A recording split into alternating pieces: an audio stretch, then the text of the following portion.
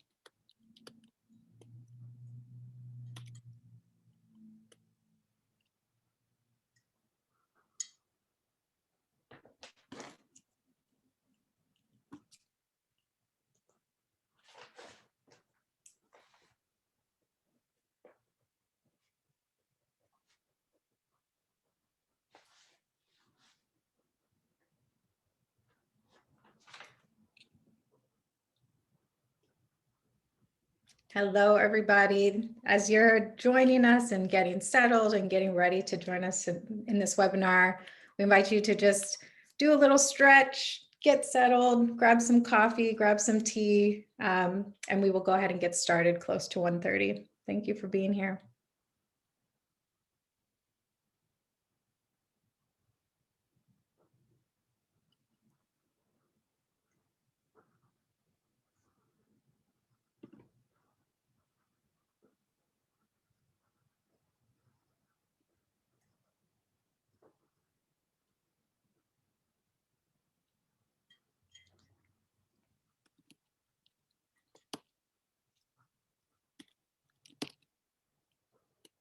While we're all getting settled, I just want to share a little quote here on my cup. I always find it so useful to just have quotes around or let my coffee mug remind me of something that will carry me through the day. So wanted to share with you all and encourage you all to go get you a mug that says something that you wanted to say.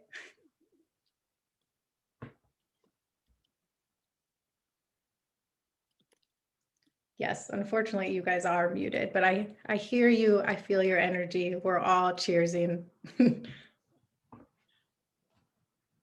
Oh, I love that smile.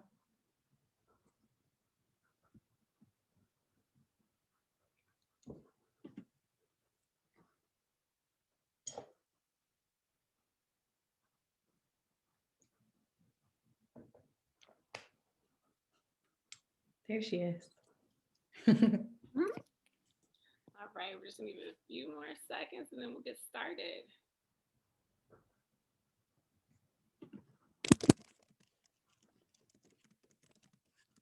So, thank you everybody for joining us this morning, this afternoon, this evening, depending on where you are in the world. It's really, really exciting to be here with all of you to talk about restorative justice. And so with that, I want to open with a quote. And this is a quote by Octavia Butler. All that you touch, you change. all that you change changes you. The only lasting truth is change. So we invite you today to explore change and to learn more about restorative justice.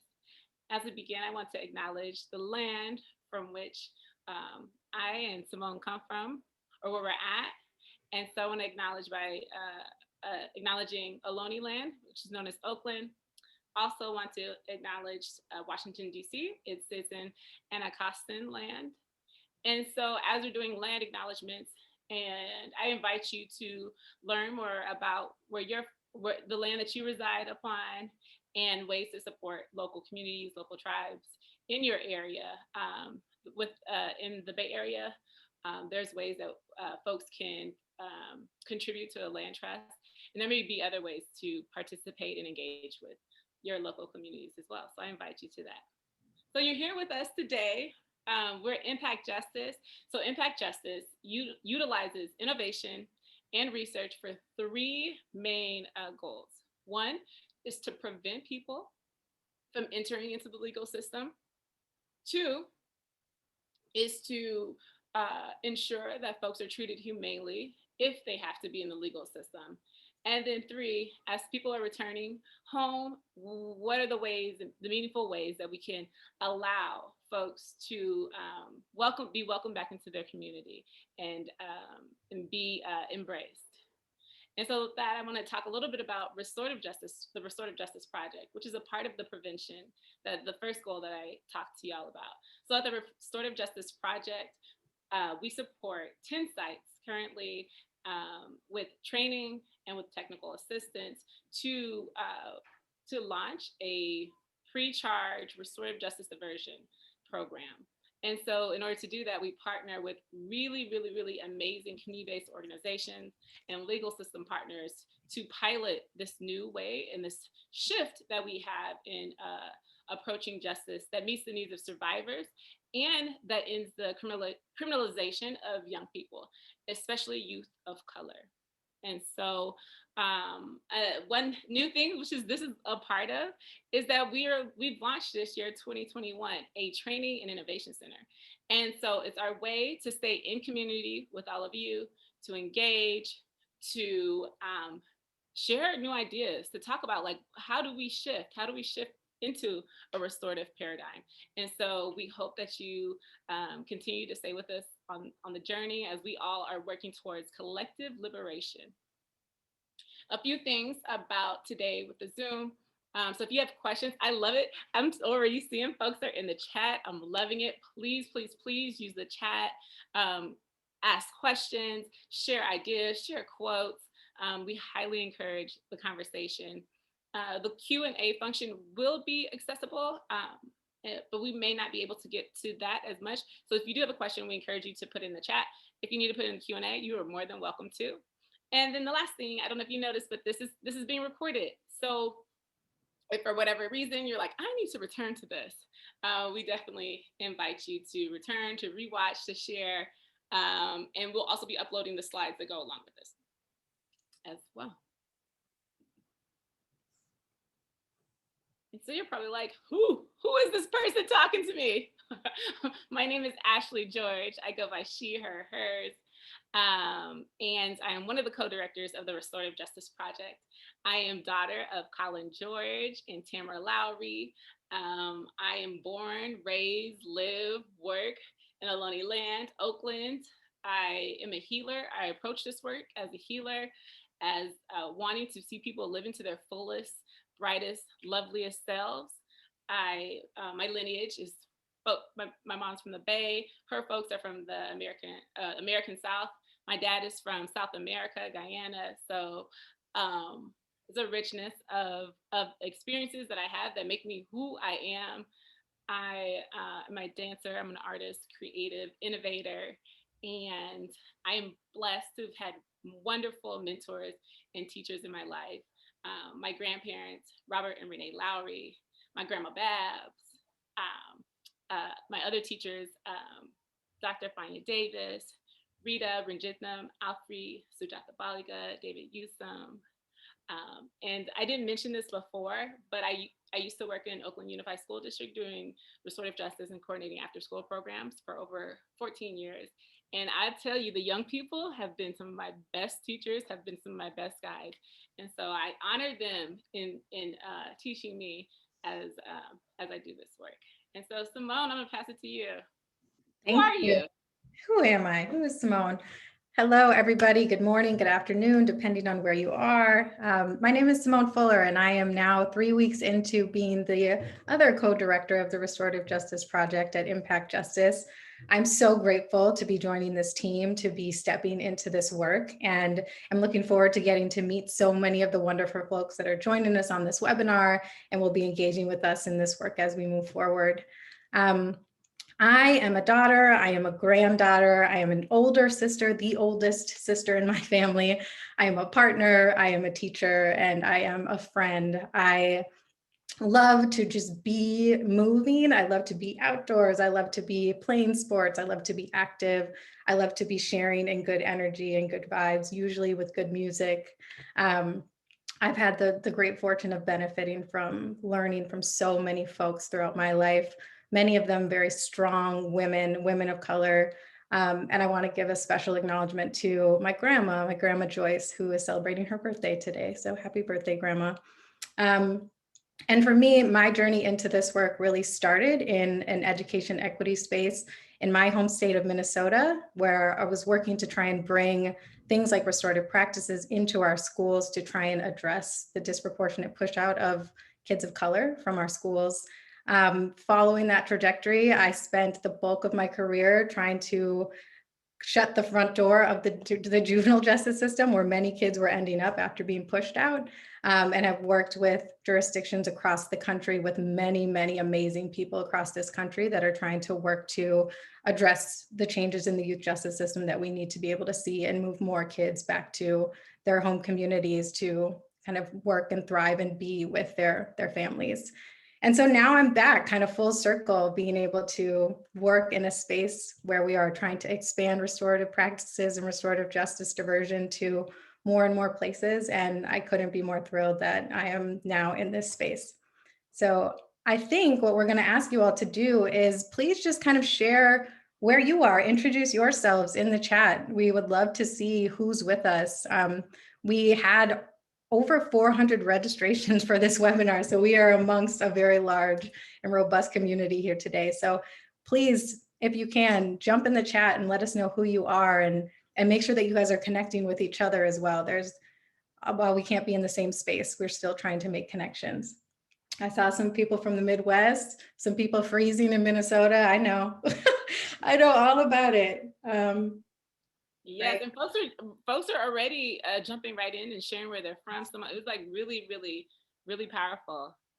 Amazing. We have folks. I'm seeing Georgia. I also want to take a moment to acknowledge from Gretchen and in the comments about closed captioning. We did not have closed captioning for today, and that is I want to take full responsibility and apologize for that, and want to take steps to make it right by you and by other folks who need that. And so my apologies. And I think Bree may have commented in the chat that we can definitely have a transcription of today's webinar. Our apologies, and in the future we will absolutely make sure to have that. Thanks, Ashlee. So we have so many wonderful introductions happening. Please keep them going. But for the time that we have today, I'm going to pass off to Ashlee to go ahead and get us started.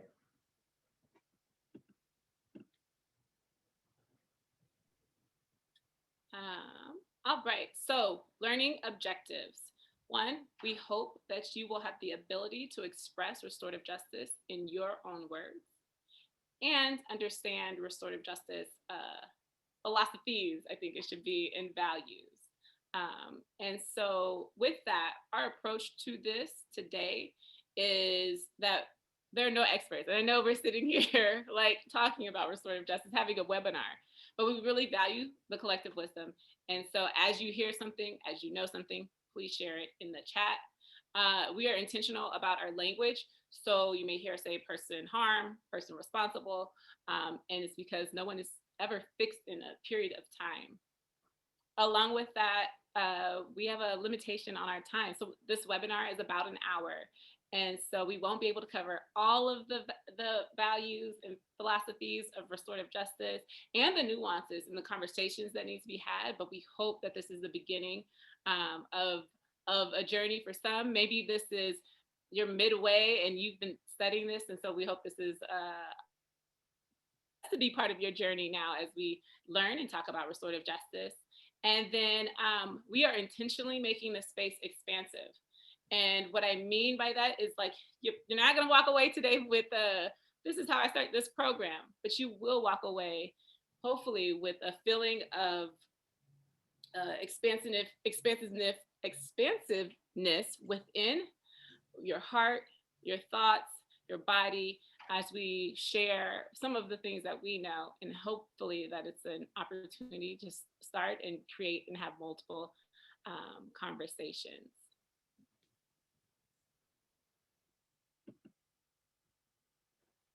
So if we're going to start somewhere, it's important for us to start with the roots.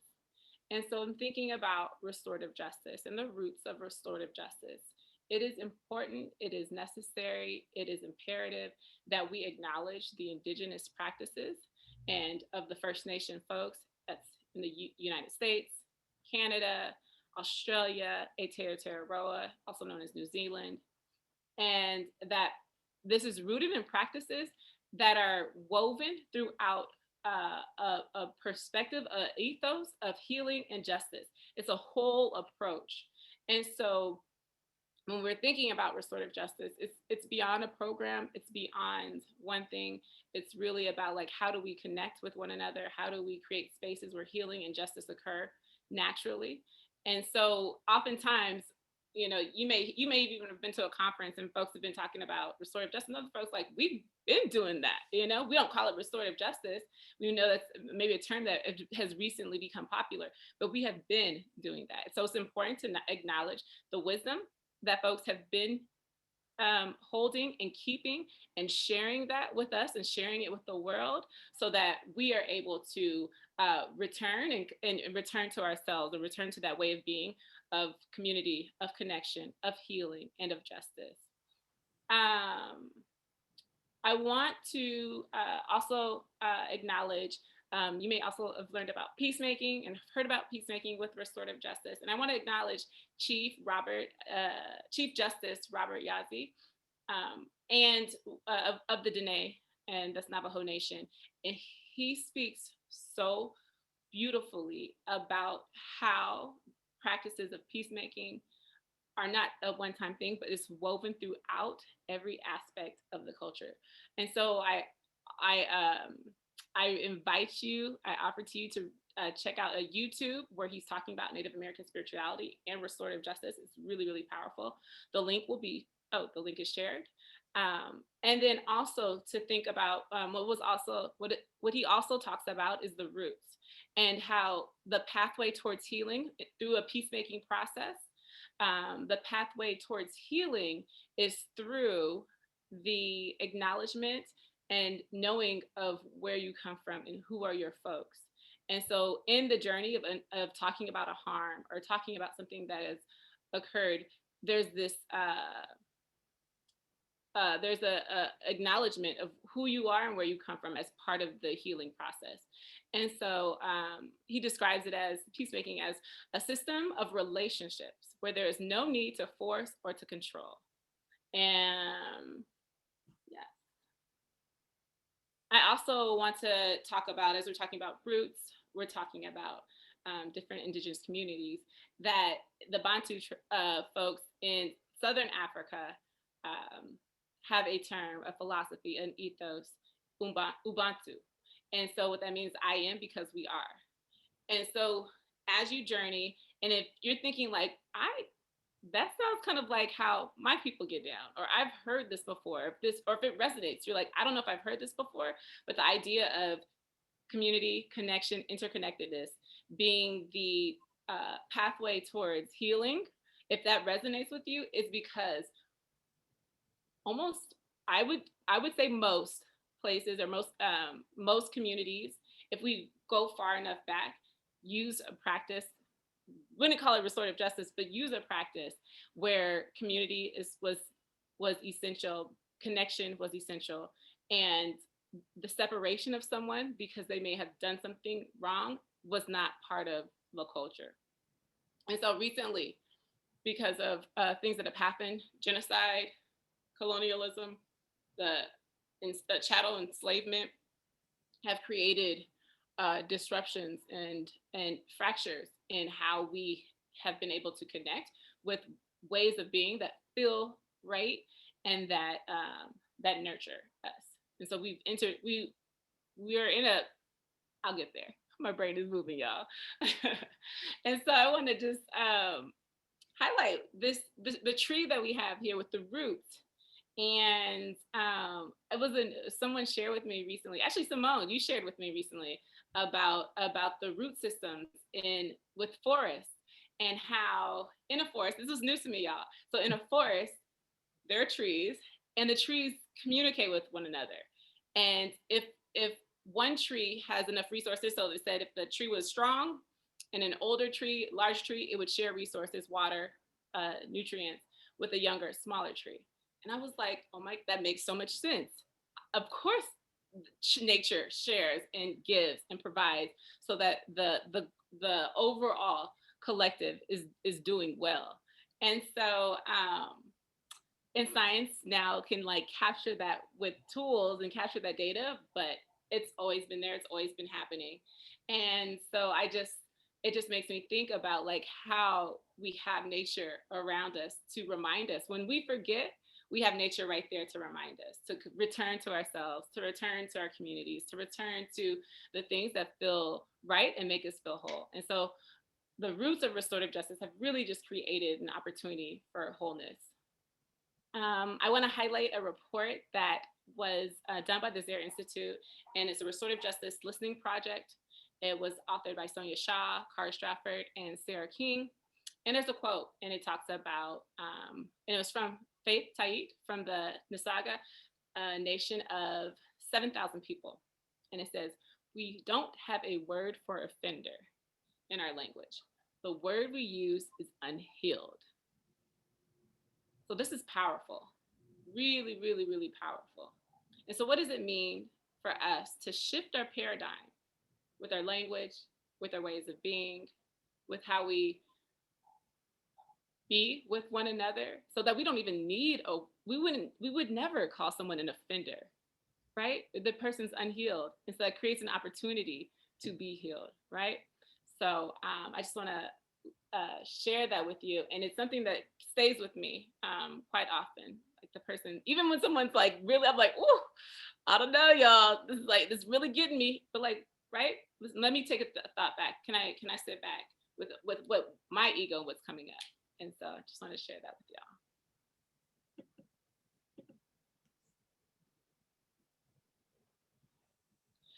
We're going to look at some grounding values of restorative justice. And before we do that, I just want to share a definition for you of restorative justice. And maybe Bree, if you could type this in the chat for me as I'm saying, it's pretty straightforward. It's pretty simple. So if after today, one of the learning objectives, you're able to explain restorative justice in your own words. So if after today, you're like, how do I remember restorative justice? I'm going to give you a little clue. So restorative justice is about relationships, okay? How we create, how we nurture, and how we mend those relationships when a harm has occurred. So restorative justice is about relationships, how we create them, how we nurture them, and how we mend them when a harm has occurred. Awesome. And so part of our grounding values when looking at restorative justice is a power with approach. And power with means that we are listening to one another. We are asking questions. We are not assuming that we know everything. I mentioned before about the expertise and how I think folks being experts has done some harm, right? It closes folks off to hearing and listening to someone who's not an expert, but they know something, right? And so if you're working with people, you're like, oh, that person may not be the technical term we call expert, but that person has something for me. I want to be with them. I want to listen. I want to ask questions. And so we ask people, what do you need? The next we have relationships and interconnectedness. So I just mentioned that restorative justice is really about relationships. And we've talked about prior with the interconnectedness and understanding the importance of that interconnectedness. And so as we're talking about healing, as we've talked about justice, there's this whole approach. We are not separating anything. We are not separating parts of ourselves. And with that comes, there has to be an awareness of the self and doing and learning more about yourself, and so that you can be in deeper relationship with others. And if you're not able to find out all those answers, guess what? You have folks who are in your community where you can learn to, and they can maybe mirror something that you need in order to move forward. I also want to talk about our collective wisdom. And so with collective wisdom, then if we're going to lean on the collective, it means that things may take a little bit more time, right? So I talked about the power with approach, and the opposite of power with would be power over. And oftentimes people are like, it takes a lot of time to do power with. It takes a lot of time to be collective. I'm like, it always seems like it takes a lot of time in the beginning. It's an investment that you make so that at the end, you're not going to have to return to an issue, a concern that could have been addressed maybe in the beginning. So it's a proactive approach to being in relationship with one another. So with that, things are going to have to shift around time. Things may have to shift around space. Practicing flexibility and adaptability. I know a lot of us are in this virtual space, and we're having to be adaptive now. And so we're learning, but sometimes the internet works, sometimes the internet doesn't work. How do you adapt, right? And so how are you practicing those aspects and seeing those as invitations to doing something or seeing something differently? And then also one of my teachers would share with me that the whole is greater than the sum of the parts. So it's like the aspect of like collectivism and community, and how the medicine may actually come from the inspiration and the wisdom that comes from others. And then I want to talk about dignity. It is essential that when someone comes, that their whole self is supported, is seen, is valued, is acknowledged, is honored. Oftentimes, we don't create spaces where we honor one another's dignity. We don't know what people are showing up with. And so an aspect of the values is really taking time to honor the dignity of others. That's through our language. As I mentioned before, there's no word for, I don't even like saying the word, but it's unhealed. And through this, understanding the dignity, we are understanding that everyone has agency. They know what they need. If you ask someone enough questions, they will be able to get to what's there and be able to support their growth. And if they can't, the collective knows what it needs. I used to be a medic, a lay healthcare medic at a free clinic, and we had really long appointments. But one of the approaches that we would have was we would listen. And by the end of the appointment, I would ask, so what do you think it is? And we'd see skin, upper respiratory. I was like, what do you think it is? And the person would say, and then oftentimes we didn't even need to do the test, but the test would say exactly what the person felt. So like taking the time to listen to people is essential.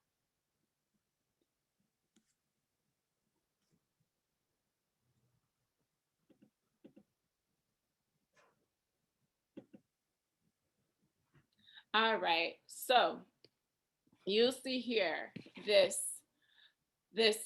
diagram, and in the diagram it says practices of oppression. And so with that, you have a disconnecting from the source, distancing from the body, disengaging with emotions, and a distortion of the story. This is a paradigm that feels very resonant right now with capitalism and with the systems of oppression that we have, with the punitive approach that we approach it, right? So we're not supposed to listen, our body's tired, we're not supposed to listen.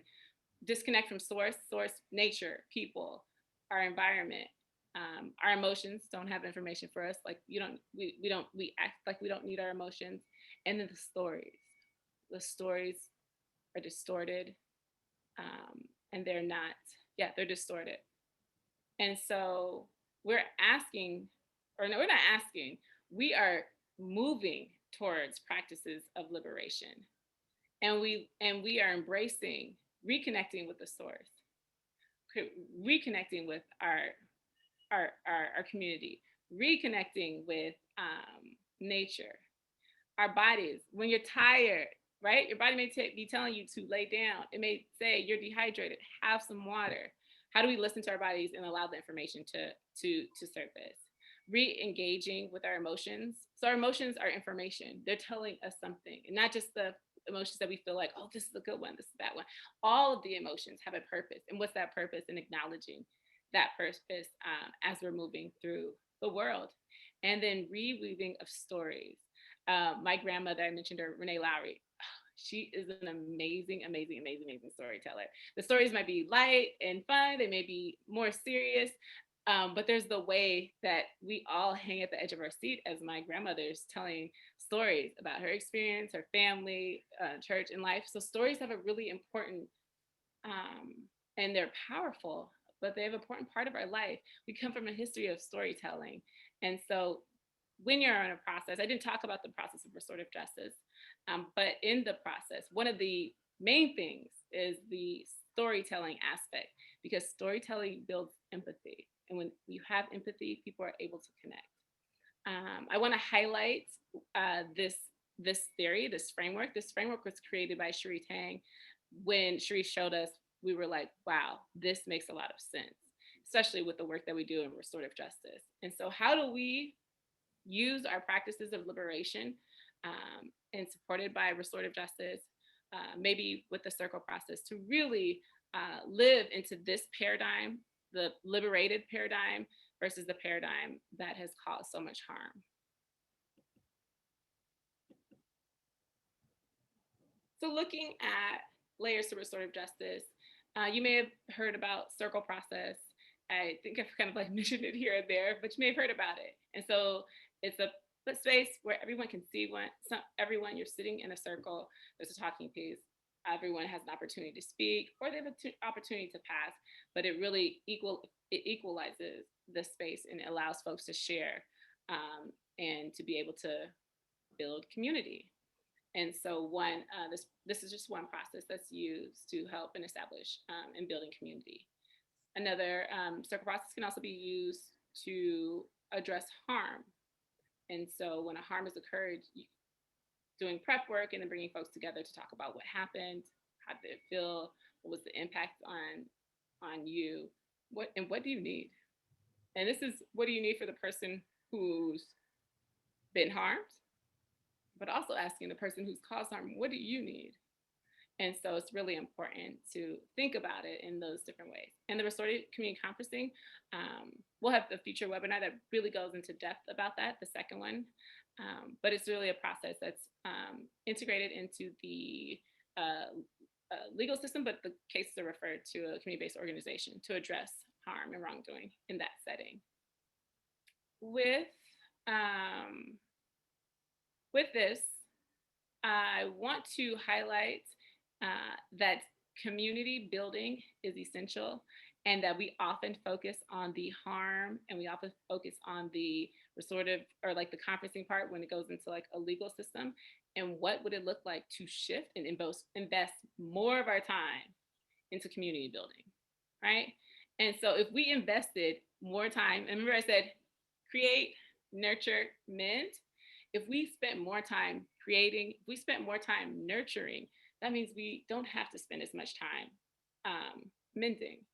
Things will happen, harm will occur, but what would the world look like if we really invested our energy into that community aspect piece? And then also it says here, I just want to highlight that in all of these processes, especially with the harm and community conferencing, there's the agreements, and then there's a discussion around like creating a pathway towards healing.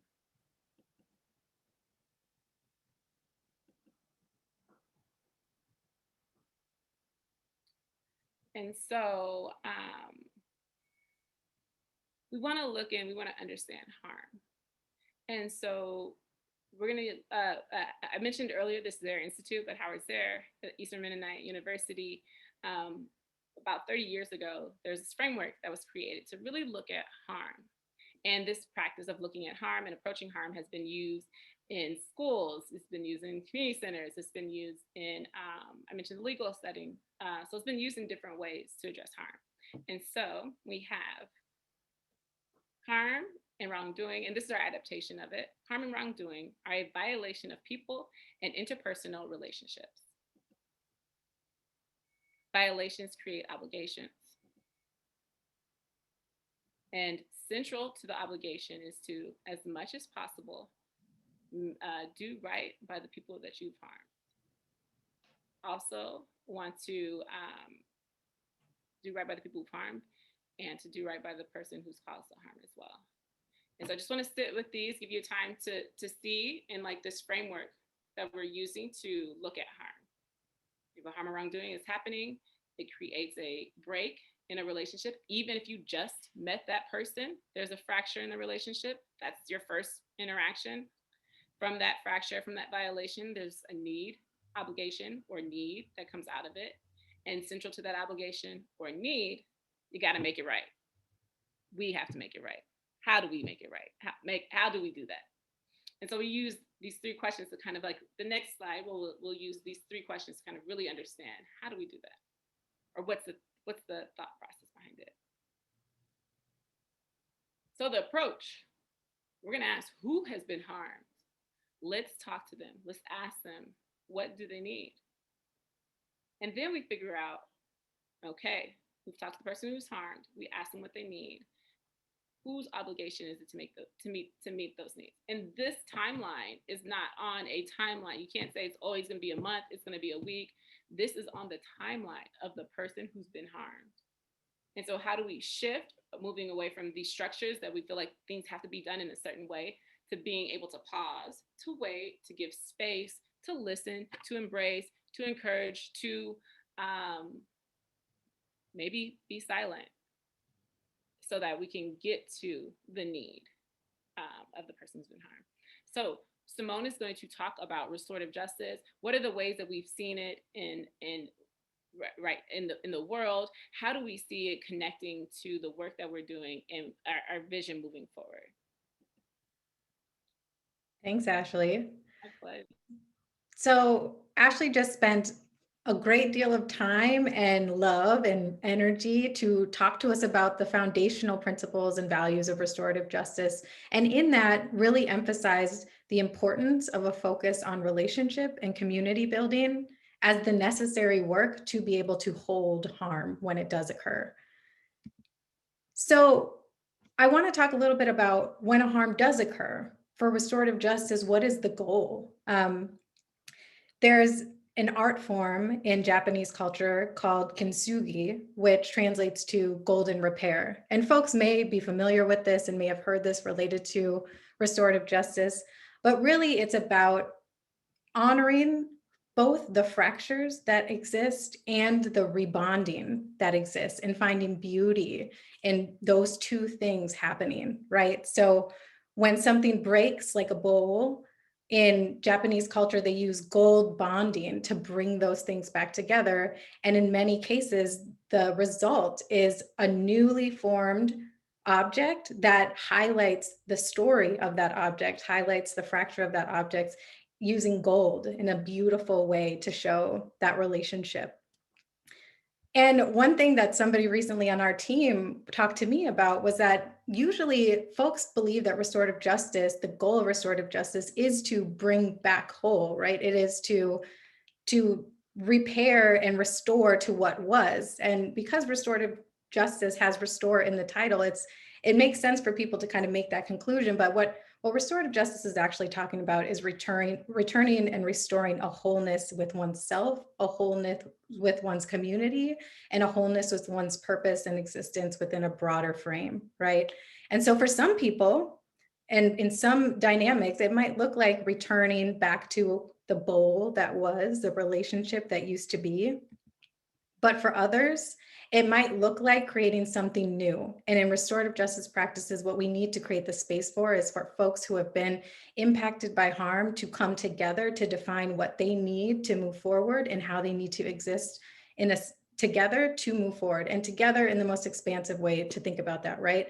It may also look like being individual pieces of a larger, beautiful mosaic, honoring the purpose and the perspective of all folks in that beautiful picture, but knowing that each is necessary for that picture to be as beautiful and vibrant as it is.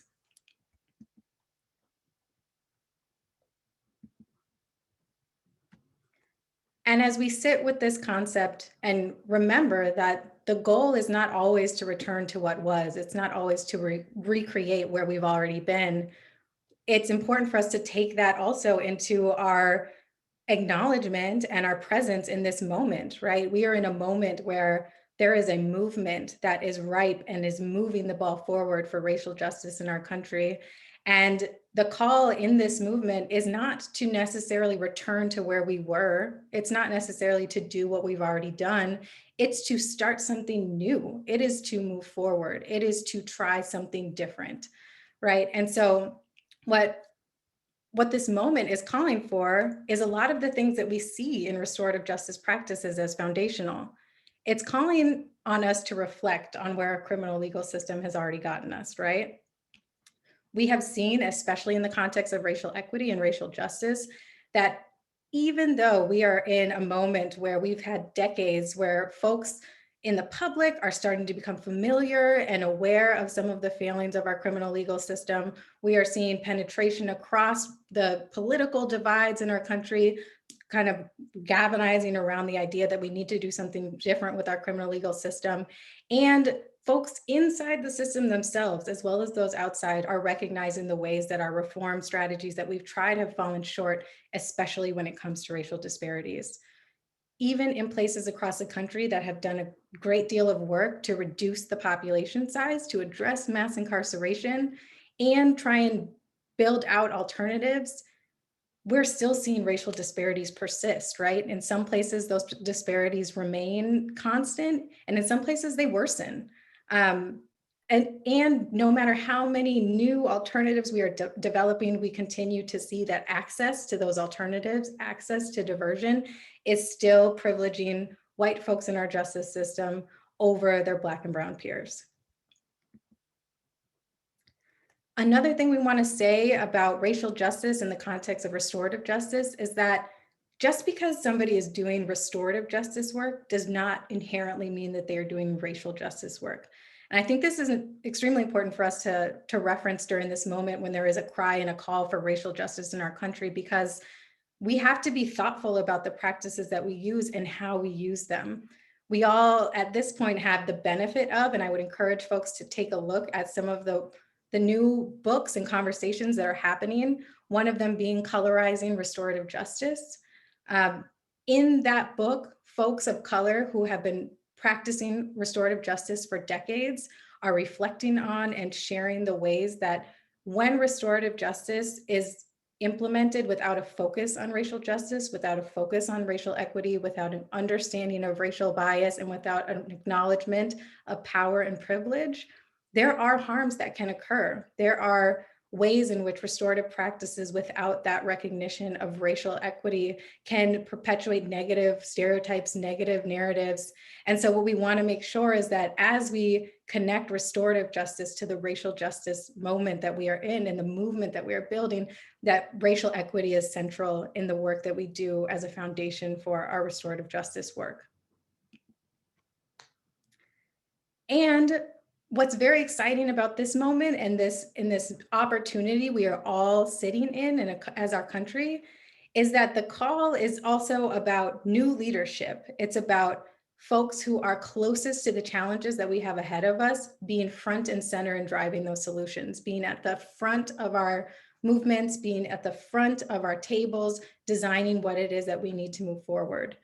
We are also in a space where people are demanding a truth telling. People are ready to reckon with the truths of our country, the experiences of our people, and all people, especially people that have been pushed furthest to the margins. And people are ready to innovate. People are ready for something different. People do not want to use the strategies we've used in the past. They don't want to recreate the reforms that we've used already. They want to try something. They want to take a risk. They want to put their energy into something new, into building what we do want instead of spending so much time focused on what we don't want.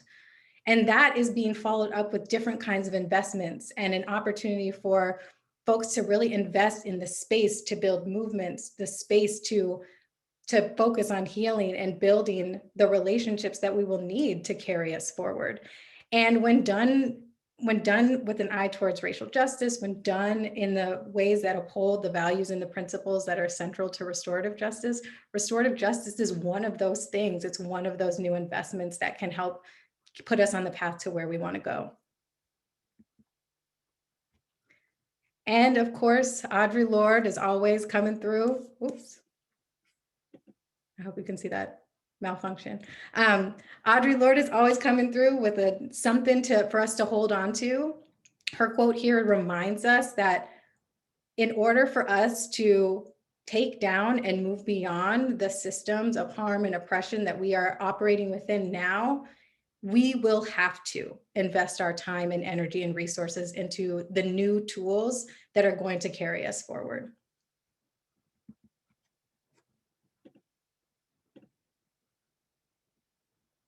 Okay. And we also want to spend some time touching on something that comes up often, especially during this time when people are so active and so engaged in thinking about justice differently. One of the questions that we receive and folks are right to grapple with is the relationship between transformative justice and restorative justice.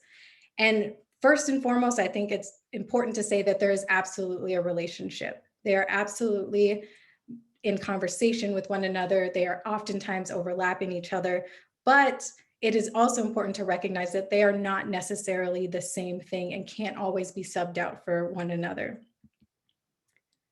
So as Ashlee spent time talking to us about, we know that restorative justice is rooted and based in Indigenous practices from all around the world, that it is typically identified by a set of certain practices and certain processes. Think about circles, think about talking sticks, and especially as restorative justice has continued to be adopted, particularly into Western culture, it sometimes operates and partners alongside and with the criminal legal system that we have now. Transformative justice is rooted in a political framework. Transformative justice is an anti-carceral, feminist, abolitionist-based movement. It is explicitly naming the historic and systemic harms of our country. It is of our country, both within and the work and the troubling practices and oppression that we have spread around the world.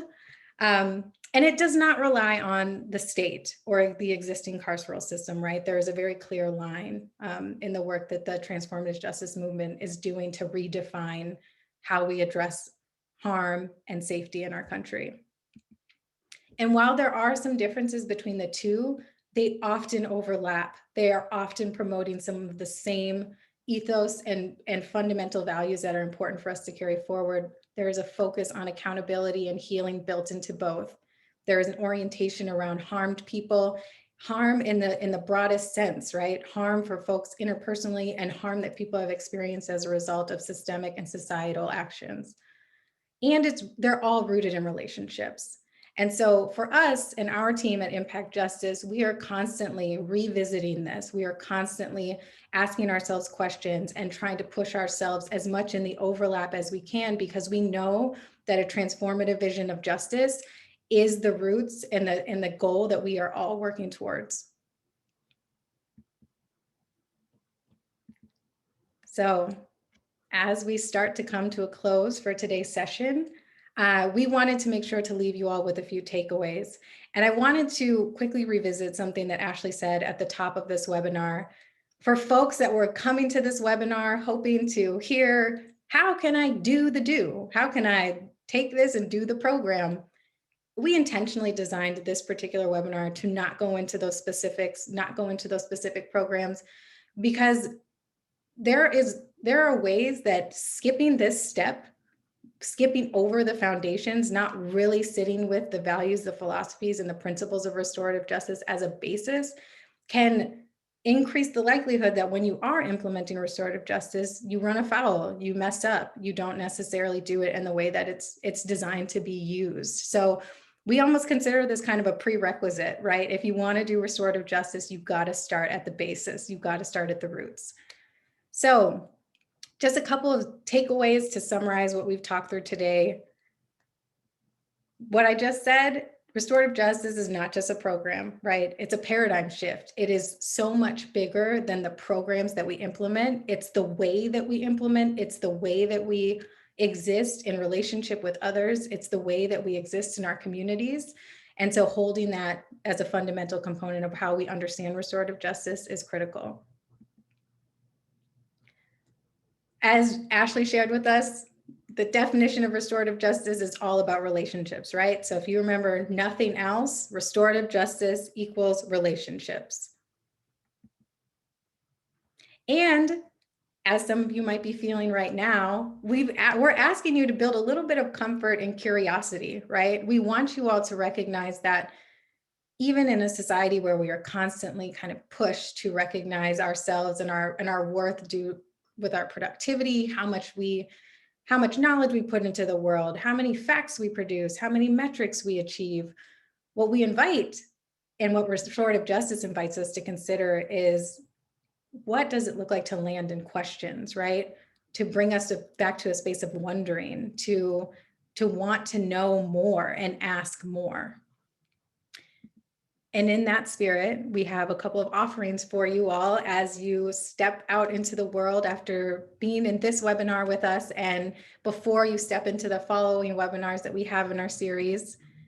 We're going to give you a little bit of a chance to build your restorative justice muscles, right? Like there's a practice to this. So I know in our virtual world, it's hard to be with the people that we love. It's hard to necessarily be in spaces with the folks we define as our community, but whether it's the folks in your home, whether it's the folks in your pod, we know these are a thing now, or if it's virtual, right? Sit in circle with your community, however you define that, and explore some questions. Who are you, right? Ask people and give everybody a chance in the circle to answer these questions. Who are you? How are you doing? Ashlee and I have recently talked about how it's so funny when somebody asks you how you're doing and you actually answer them, right? When you don't just say good or I'm all right, but you actually tell them how you are. We're often asking questions without actually being curious about the answer. And so we invite you to ask folks how they're doing and listen to how they're doing. And if we want to start kind of pulling in concepts around restorative justice, ask, what does it mean from everyone's unique perspective to make it right? What does it mean to make things right? So here on this beautiful slide, I'm going to invite you all to sit with us and go through a quick meditation. This meditation is one that we hope will help you center for your day, center for the middle of your day. And before we open up for questions, we invite you to sit with us. So I'm asking you to now sit in a comfortable position, close your eyes, find a calm center inside yourself. Keep your eyes closed or dimmed, but imagine that you are awakening from a deep, very restful nap. A sleep filled with delightful dreams. As you awaken, you see the sky, blue, sunny, white clouds on the horizon. You're laying on your back in thick grass. Sitting up, you look around and notice you are sitting on a high hill, atop a hill that is neatly trimmed with hedges. You smell the grass, meadow, flowers, the fresh breeze. Birds are singing. Standing, you walk over the hedges, where you notice a white gate. Putting your hand on the latch, you lift it and pause. Anything could be on the other side. You swing the gate open and walk into the morning of the year 2050. You begin walking down the path, each step taking you deeper into this new world that is in 2050. You look down the hill and realize that every idea of liberation and justice that you had for the future has been achieved. The best and highest hopes that you had for the future back in 2021 have all been realized. 2050 is so different from 2021. What do you see? What do you hear, smell? You walk down the hill, further into this changed world. What is a day in 2050 like? What does the community toward which you are walking look like? What are people doing? How are children playing? Where are the elderly? Where are people working? What are they wearing? What do you hear? Voices? Animals? Running water? Engines? Can you smell gardens? Cooking? What else can you smell? What else do you hear? What are the textures you see? As you wander through this community, you look for liberation and justice and you find it. What is it? Now, it's time for you to go. Before you get ready to come back to the present time, do what you need to do in order to say goodbye to this wonderful place, and know that you can come back and visit anytime you wish. In a few moments, we'll count back from 3 to 1. At the count of 1, you will be awake and renewed, knowing that you can remember everything you need to reach the future of your vision. Starting with 3, you're coming back now. You're becoming more awake and alive. 2, you're wiggling your fingers and your toes, moving your body, feeling the temperature of your skin. And 1, your eyes are open.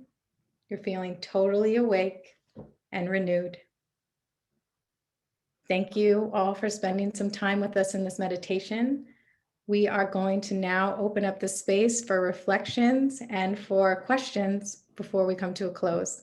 So we'll go ahead and monitor the chat, and we have some of our teammates who are sending us some questions, so we'll go ahead and get those started. But please feel free to share reflections, share things that you're holding and you're going to take away from this, and ask us some questions as well.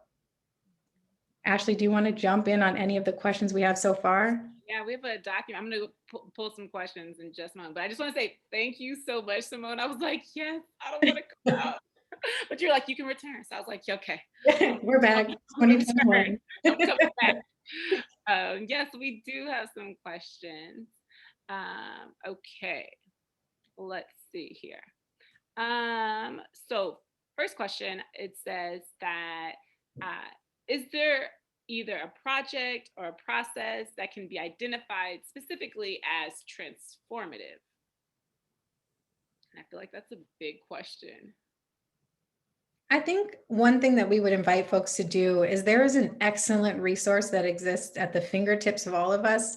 Transformharm.org is a site that has been created by folks in the transformative justice movement that really helps to clarify and provide examples and enter into a conversation about what transformative justice is. So I would invite folks to check out that website, check out the teachings of Miriam Kaba.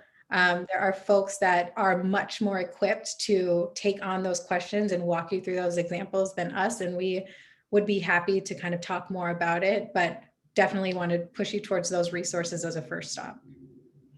Awesome. And then I'm going to kind of combine these two questions that they feel similar. And so one is, how can a community have restorative justice without changes in systems that with the system that harms them? For example, police department, criminal justice system, enhancement, sentencing laws. So that's one question. Like when the system harms, what do we like? How can a community have restorative justice? And then it says, great presentation. Any suggestions on how a country can move forward in a restorative way in the aftermath of January 6th insurrections at the Capitol? And so I can start. I've been watching the hearings that have been, the impeachment hearings that have been occurring. And it has been come to my attention prior to, and this kind of gets to the first question I was that I read. But in order for us to have restorative justice, in order for us to be fully in a restorative paradigm, we have to address the harms that have occurred to people here in the U.S. And I'm speaking relatively being in the U.S. But if there are other places where harm has occurred, you cannot move forward until you address. And so there needs to be a truth and reconciliation process here in the States, and folks need to be held accountable for things that happens and harm that occurs. And so as we're talking about and feeling the visceral feelings of the division and concern with how to move forward, we may go somewhere, but we may not get to where we want to go until we pause, until we stop, until we have an honest conversation. So with that paradigm that we showed, the two different paradigms, it was the distortion of stories, right? Until we have an honest conversation about what has happened here, specifically in the States, then there's no moving forward, unfortunately. And I believe that the time is absolutely now. We have to do it.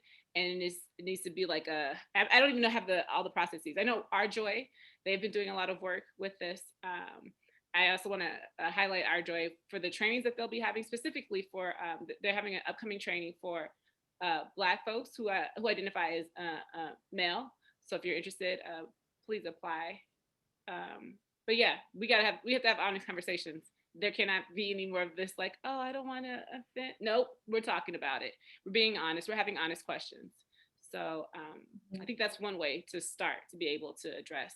And then as interpersonal harms come up, I say, yeah, I think we just need to be honest with one another, and it will be uncomfortable, but I think that's our pathway towards healing. Absolutely. The only thing I would add to that is that there's so many layers of harm, unfortunately, that we're all going to have to unpack, both in incidences like the insurrection on January 6th, but those incidences are existing in such a broad constellation of harms that have happened in this country that, to Ashlee's point, like we just have to be really ready to have a truth and reconciliation throughout our country that is not just going to address these particular incidences, but is going to address the layers of harm and the foundations of harm that have been for the existence of our country at the roots, right? There is harm that was baked into how our country was birthed, and how it's operated since, and the systems and institutions that have been built on top of that. So for us to dig into this, like we're going to have to address these incidences while recognizing that we're going to have to address to a deeper level why these incidences come to be, and the examples of the ways that those incidences are connected to this foundation of harm that's been built in from the beginning. Yes, I'm so glad you said that last piece, like connecting those pieces, they are all connected. And that's why we're at this point, or the point January 6th happened, we're at that point. Yes. Mm-hmm. So I see are at 2:30, and we respect folks' times. Go ahead, sorry. There's one more question. Oh, awesome. So I'm just going to read the whole thing, just so I don't make sure I miss the question. I really appreciate the positivity and a hopeful attention we're doing to this process. Let's see. So a lot of it feels aspirational about the values and the principles of RJ. Though, could someone address obstacles or challenges to shifting the paradigm? In particular, I'm thinking about the principle that violation creates obligation, and how much resistance there often seems to be around accepting this even to begin? Good question. Kind of actually ties into the question we had before. So change is not going to happen overnight. When we begin to have honest conversations, when we begin a process of truth and accountability, people will be ready and open to taking responsibility. So you can't force someone to take responsibility. And unfortunately, we have a system now and a culture now that encourages people not to take responsibility. And so what does it look like to have a paradigm where people not only are encouraged to take responsibility, but they want to, because I want to be in a better relationship with you. It doesn't feel good. I may not know you, and yet this fracture in our relationship, it's not sitting with me. And so how are we building those ways of connecting? Some ways that people are doing it locally is to and as Cymone offered, is like to start having circles with one another. Just start having conversations and using your sphere of influence to begin to build those relationships and encourage other people to talk to one another. Before you talk, maybe say, like, what do you need? I hear what you're saying. Tell me a little bit more. And so inviting someone to be able to share who they are and to be able to allow their full selves to be seen. When we create the world like that, it's going to be a process. But I think those are tangible, and it feels also, they're simple, but yet very, very important on the steps towards this paradigm that we want. And also coming to these things, having conversations like this is a beginning, a way to start. I would be remiss if I forgot to let y'all know we do have an online toolkit. So it's called rjdtoolkit.org, or that's the line, but we have a Restorative Justice Diversion toolkit. On this, it's more specific to the Restorative Justice Diversion work that we'll mention in just a moment. But there are other resources and ways that you can learn more about restorative justice in your communities. Okay. I'm sure there are many more questions and many more things for us to discuss, which luckily we have other opportunities to dive into. So before we close today, we want to remind folks that this is just the first webinar in a 3-part series that we're using to launch into our training and innovation center. So we want to invite you all and remind you that our next webinar that will dive into the specifics around restorative justice diversion and give a lot more detail and body to the model that we use at the Restorative Justice Project at Impact Justice. That will be on March 10th. So please check your emails, go to the website, register. We hope to see you there. And as Ashlee mentioned, the final webinar of this series will go into a lot of detail about how to navigate the remarkable resource that we've created in our toolkit, which is meant to help folks kind of navigate the various steps and elements necessary to bring restorative justice diversion to their local jurisdiction. So we will close there. Thank you so much. I know that I really love spending this time with you all, even though I cannot see you. But I thank you for being active in the chat.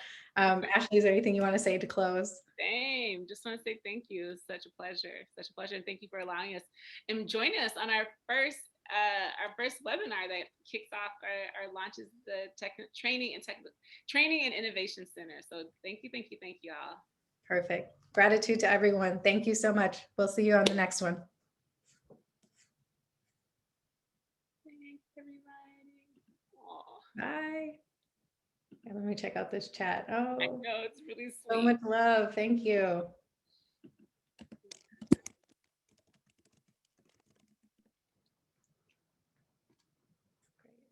Our pleasure, folks. Our pleasure.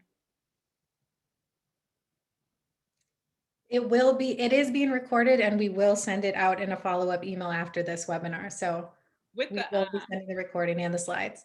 Yes, and we would love for you to fill out a survey that will come along to you as well, to just get your feedback and to see how we can best support our community. Yes, thanks everyone. Summer, Donna, Heather, Janessa. Thank you.